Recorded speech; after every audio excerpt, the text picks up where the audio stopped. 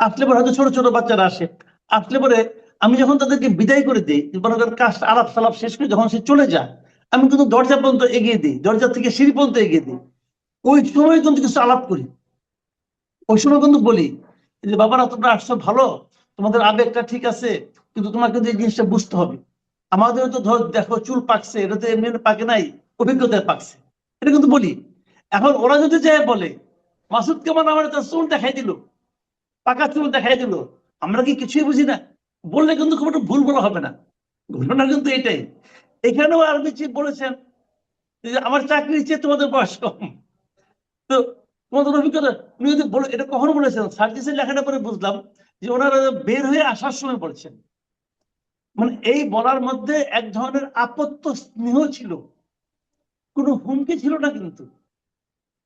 এখন এই আপত্ত স্নেহের মাধ্যমে যে কথা উনি বলে